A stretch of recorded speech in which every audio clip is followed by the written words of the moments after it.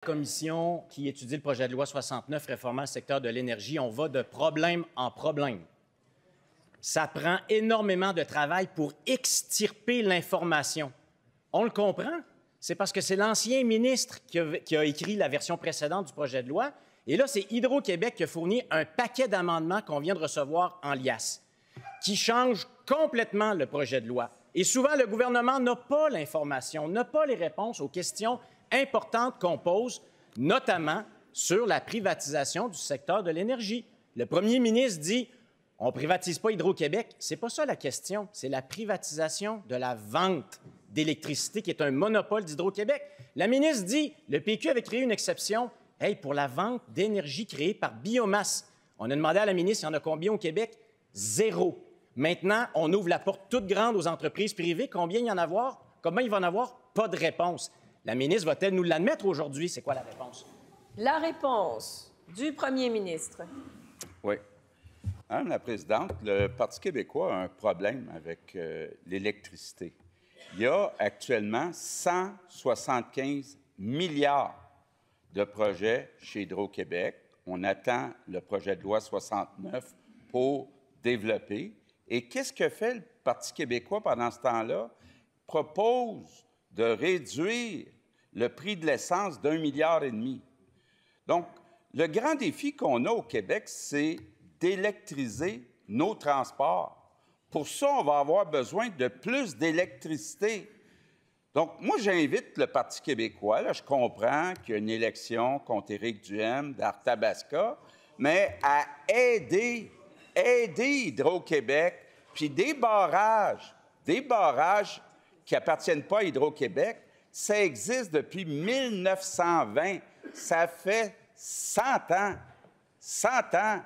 Donc, ce n'est pas la CAQ qui a inventé ça. Tous les gouvernements ont cru que c'était bon de développer l'électricité. Le seul ici qui est pour la privatisation d'Hydro-Québec, c'est le chef du Parti québécois.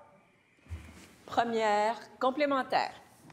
Bon, moi, je pensais que la CAQ allait présenter un candidat dans Arthabasca, mais là, je ne suis pas sûr avec ce qu'on entend du premier ministre. Cela étant dit, diversion. Le premier ministre lui-même répond qu'on va avoir 175, peut-être 200 milliards d'investissements. Et pour gérer ça, ce gouvernement-là n'est pas préparé. Il nous arrive avec un paquet d'amendements de dernière minute, alors que ça fait 2 ans qu'on parle de ce projet de loi-là. Mal préparé, mal planifié. Est-ce que la ministre va retirer son projet de loi? La réponse, s'il vous plaît, une seule personne a droit de parole, de la ministre de l'Économie, de l'Innovation et de l'Énergie. Oui, merci, Madame la Présidente. Donc, je rappelle qu'on a discuté abondamment déjà du projet de loi. Depuis le 11 février, on a cumulé plus de 100 heures de travail en commission. Et ça c'est sans compter tout ce qu'on avait fait aussi l'automne passé, en septembre, où on avait reçu une bonne quarantaine de groupes qui se sont prononcés sur les orientations du projet de loi.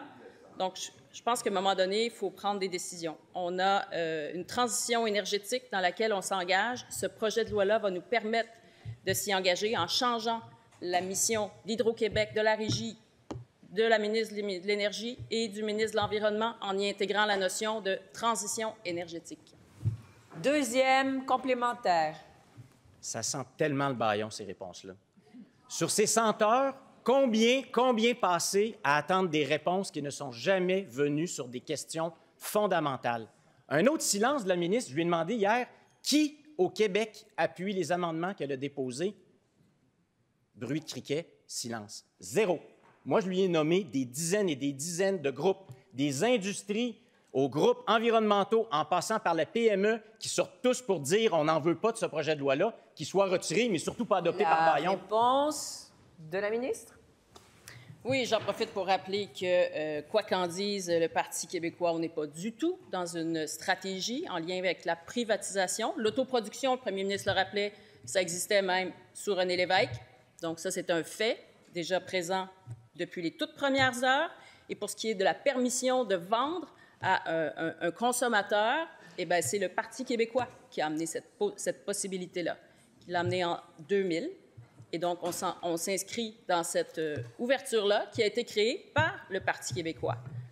tout en tenant compte de l'évolution des sources d'énergie renouvelables. Alors, on va travailler pour le Québec, pour la création d'emplois bien rémunérés dans le contexte de la transition énergétique.